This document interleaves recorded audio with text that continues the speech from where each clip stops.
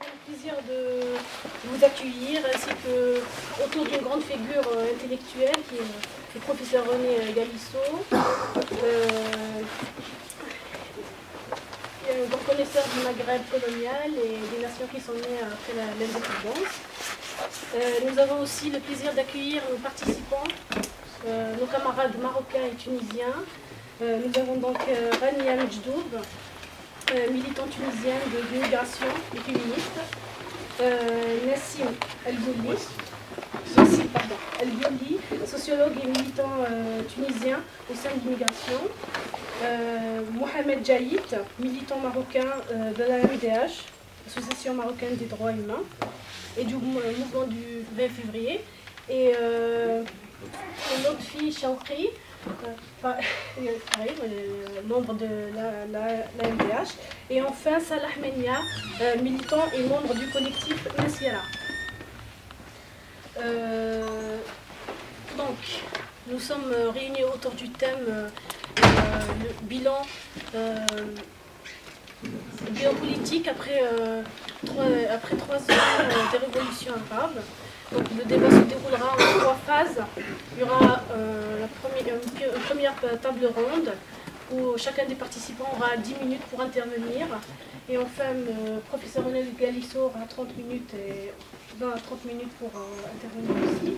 Et puis, je propose, avant de passer le débat à l'audience, de faire un deuxième tour de table où chacun des participants aura 5 minutes pour intervenir. Et puis, René Galisso à la fin aussi. Parce que ça fait maintenant 3 ans que depuis la fuite de Ben Ali, donc on est sur par rapport à ce moment, on a 2 positionnements, 2 lectures actuellement.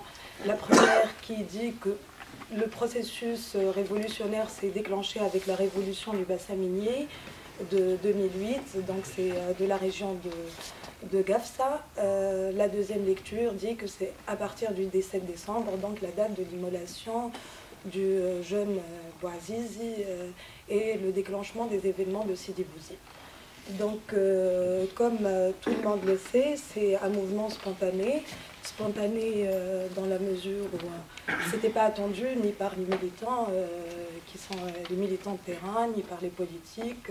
Donc, ce qui est intéressant, c'est de voir, de constater la soudaineté de cet événement, malgré l'existence d'un ensemble de choses qui pouvaient, d'événements qui pouvaient indiquer l'émergence d'un mouvement social aussi fort comme celui qui a fait chuter le président Ben Ali. Donc le mouvement du bassin minier de Gafsa a été, on peut le considérer comme préliminaire de cet événement du 14 janvier. C'est le début d'un processus qui a eu comme première victoire la fuite de Ben Ali, la fuite de Ben Ali. Donc à partir de ce moment-là exactement, il y a eu l'émergence de plusieurs discours politiques entre ceux qui qualifient cet événement de révolte, de transition démocratique, et ceux qui étaient plutôt dans une lecture révolutionnaire de cet événement qui a créé un ensemble. Là, le concept, l'événement, c'est un concept repris à Alain Badiou, donc c'est lui qui a conceptualisé autour de l'événement.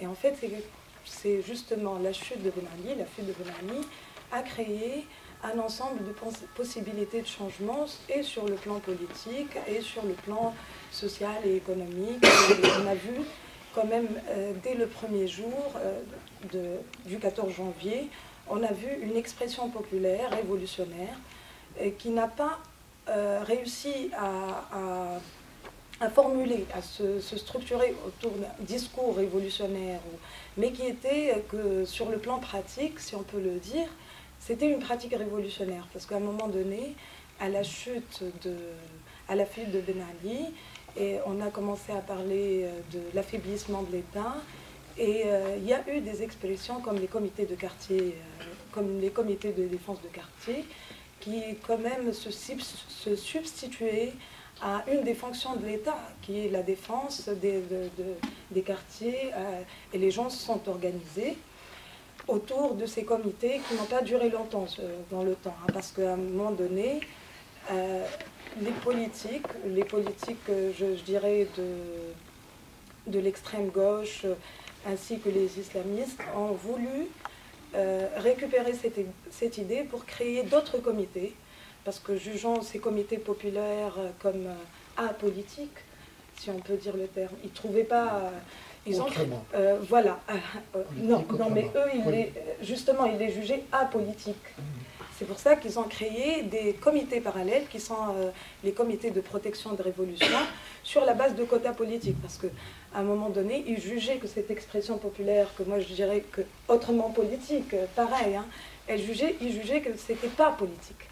Parce qu'il n'y avait pas le discours, justement. Parce que c'était une pratique qui n'avait pas de nom, qui n'avait pas d'expression, qui n'a pas pu s'exprimer en tant que discours, mais c'était une pratique réelle, concrète. Les gens se sont organisés, ils ont créé des comités, ils ont défendu leur quartier, et notamment contre la police et contre l'État, parce qu'à ce moment même, c'était la cible de la police, c'était les manifestants, c'était les citoyens. Et donc, voilà. Et sur le plan de l'État, on a eu un discours qui, d'abord, le Premier ministre Ranouchi, dès le premier jour, il y avait ce souci du maintien de l'État, de préserver l'État et d'assurer sa continuité. Donc, on était d'abord sur les deux articles de la Constitution 56-57, sur le remplacement du président. Et beaucoup de tendances politiques et d'acteurs politiques de l'opposition à l'époque ont exprimé aussi ce souci de comment assurer la continuité de l'État. Donc, alors que, comme je l'ai dit, une des cibles du mouvement qui s'est organisé depuis le 17 décembre, c'était justement l'État. L'État, parce que elle n'est pas neutre d'abord, c'est un État situé historiquement, c'est l'État de l'indépendance, donc de Bourguiba, et après c'est l'État de Ben Ali. Et c'est un parti, l'État tunisien, il a quand même une spécificité, je ne sais pas si au Maghreb c'est pareil, dans les autres pays du Maghreb c'est aussi pareil, mais l'État tunisien, c'était aussi la fusion avec le parti. Nous, on parle du parti l'État, donc le parti de l'indépendance, le RCD, et c'est lui qui détenait tous les rouages de l'État et ainsi de suite. Donc, cette idée de la continuité, d'assurer la continuité de l'État, moi, dans mon analyse, je la situe comme une première tentative de récupération de ce mouvement social et de le ramener sur le champ institutionnel, justement, et dans l'expression classique, politique classique des élections et ainsi de suite. Donc, les tentatives de captation de ce mouvement étaient d'une part la répression sous les deux gouvernements transitoires, la répression du mouvement Qasba 1 et Qasba 2. Qasba, c'est la place du gouvernement en Tunisie.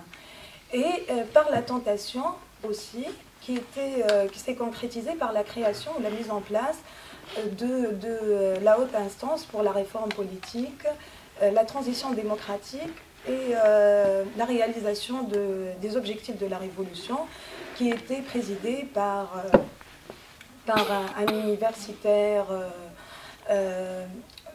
qui fait partie de la haute bourgeoisie tunisienne, Ben Achour, et tous les membres de cette haute instance qui ont mis en place un certain nombre de lois de transition, comme les lois pour les élections et ainsi de suite, étaient pratiquement tous désignés. Donc à ce moment-là, on a assisté à comment dire, à le terrain politique, la rue, je veux dire, a été déserté par les politiques, par les militants de l'opposition et notamment de l'extrême gauche, pour revenir au champ institutionnel, donc au champ de l'État. Et la revendication qui a été portée à l'époque, c'était la revendication de la mise en place de l'Assemblée constituante, qui était porté par une minorité, réellement, hein, une minorité d'extrême gauche, mais qui a trouvé de l'écho dans la société. Et c'était à ce moment-là où il y avait la décision de Ranouch et dans le deuxième gouvernement transitoire avec sa démission, de mettre en place, de faire des élections pour élire une assemblée constituante. Et on revient sur l'idée, est-ce que cette assemblée constituante, cette revendication politique portée, comme je l'ai dit, par des partis d'extrême gauche, était une revendication révolutionnaire ou pas? À un premier temps, c'était considéré comme une révolution révolutionnaire, parce que, comme vous le savez, la confrontation réelle avec une révolution, c'est maintenant qu'on la vit. Hein. C'est après tout ce qu'on rêvait d'une révolution, tout c'était quelque chose de spéculé et de conditionné par d'autres révolutions. Donc comme nous-mêmes militants, on était aussi conditionnés par des modèles préétablis de révolution, par des processus. D'accord, j'ai beaucoup parlé. Donc voilà, on était conditionnés par ça. Et après, sur le terme de la concrétisation justement de cette revendication de l'Assemblée constituante, on était dans des schémas qui ne sont pas révolutionnaires du tout. Donc on peut dire que la revendication en soi, le slogan pouvait être révolutionnaire, mais en termes pratiques, ils ont réussi à travers les élections justement et à travers la manière dont s'est passé les élections, le mode de scrutin, les listes nationales, ils ont réussi quand même à vider ce slogan révolutionnaire de tout ce qu'il y a de révolutionnaire simplement. Donc on est revenu à l'idée de l'État, à se mobiliser avec des élections, avec des représentants, des partis politiques et des représentants. Le mode de scrutin adopté ne donnait pas de place ni aux indépendants, ni aux petits collectifs, ni quoi que ce soit. Et on s'est retrouvés avec dans la logique institutionnelle, comme s'il s'agissait justement d'une simple transition démocratique à qui on a enlevé tout cet aspect révolutionnaire. Je reviendrai peut-être plus tard sur... Je vous remercie. On passe directement à la parole à Nassim. Je voudrais revenir sur, ça a continué sur ce que a commencé à planter et décrire Rania et expliquer Rania. Je voudrais introduire une forme de lecture historique en 10 minutes, donc assez barbare, on va dire, sur les mouvements sociaux en Tunisie et surtout sur les compositions de la réalité sociale, on va dire, de ce pays. Donc, je partirai un peu de l'histoire nationale. L'histoire nationale, entre 1946 et 1949, présente Bourguiba comme... Bourguiba va sortir de la Tunisie sur un dos d'un dromadaire en traversant la Libye et aller en Égypte, en Palestine, en Syrie et finir sa tournée devant les Nations Unies. Cette période entre 1946 et 1949, elle est très intéressante parce qu'elle nous permet de voir un peu le basculement des rapports de force dans cette société tunisienne. Le rapport de force, c'est l'arrivée d'un nouvel acteur qui est le GTT, qui est l'Union Générale des Travailleurs Tunisiens.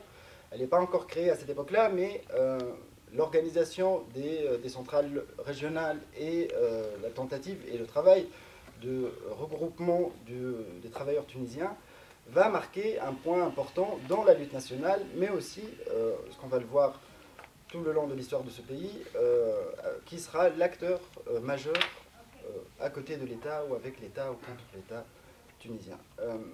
Pourquoi Bourguiba entre 1946 et 1949 sera... et cette période est charnière parce que, à travers ce récit national, on omet de parler de l'avènement principal de l'indépendance et de la bataille de l'indépendance, c'est celui de la création de la centrale syndicale, de la prise de conscience des travailleurs et des ouvriers et ouvrières tunisiens, à cette époque c'était plus masculin, mais des ouvriers tunisiens qu'ils ont la possibilité de bloquer cet État colonial, d'avancer et de proposer des politiques. La politique, ils vont y arriver après l'indépendance, mais dès 1950, on note dans les récits, dans les lectures qu'on a des comptes rendus de l'UGTT, des revendications politiques, proprement politiques, sur la relation avec l'État colonial, mais aussi sur l'organisation de l'État social, sur l'organisation des secteurs industriels.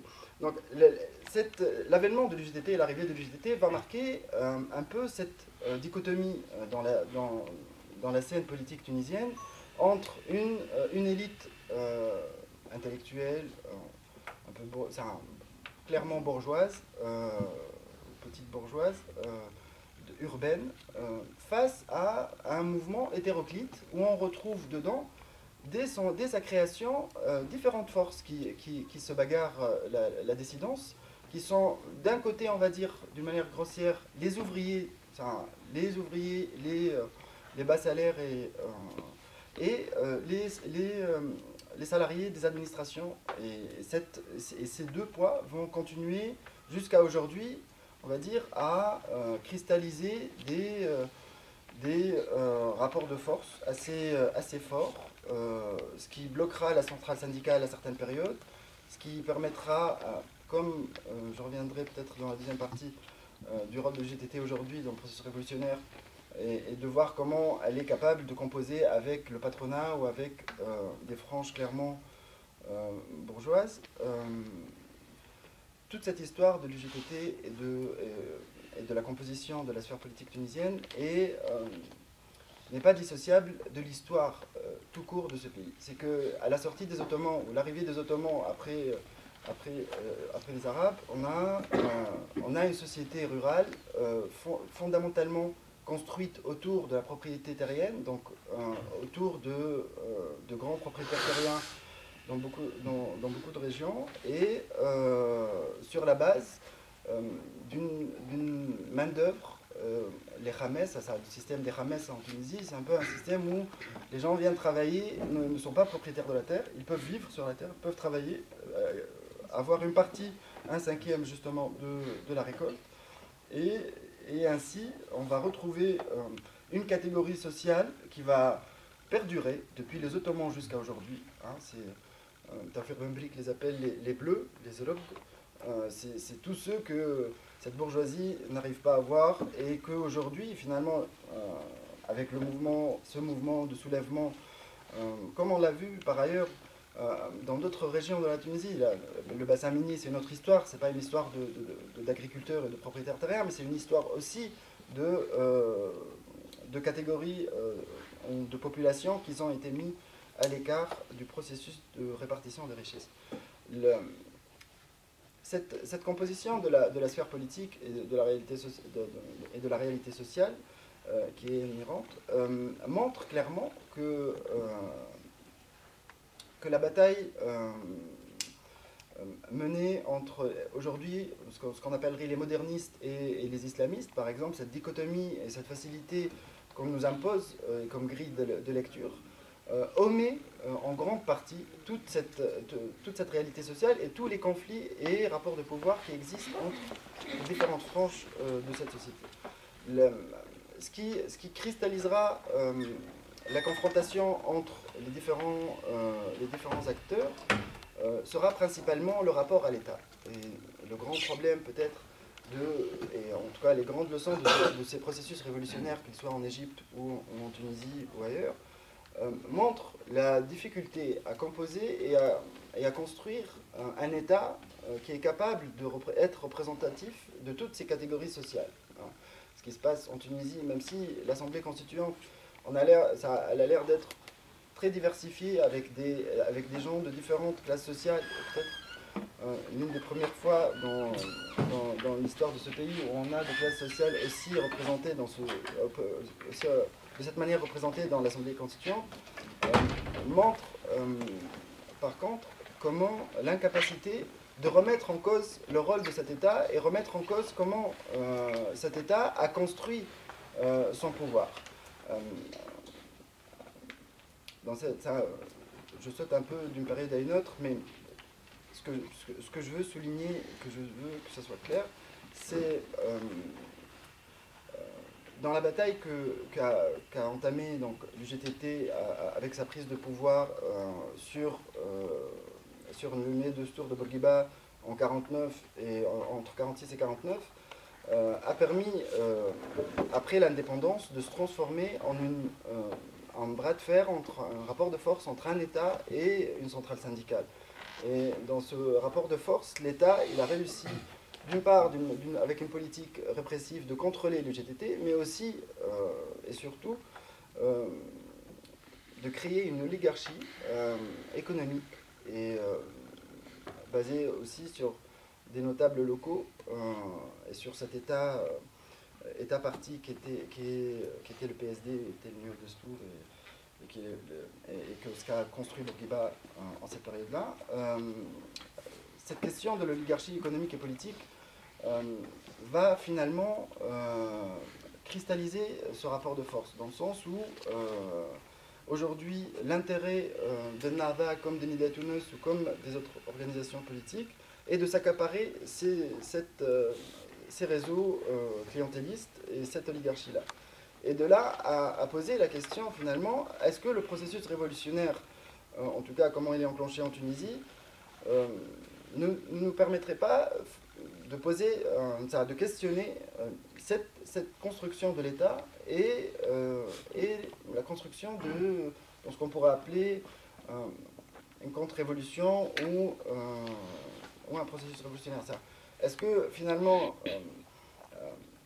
la bataille de l'État ou la bataille autour des institutions de l'État, ça a happé toutes ces discussions, tous ces mouvements sociaux, tous ces on va dire, francs qui se sont ouverts pendant les 3 ans de processus révolutionnaire.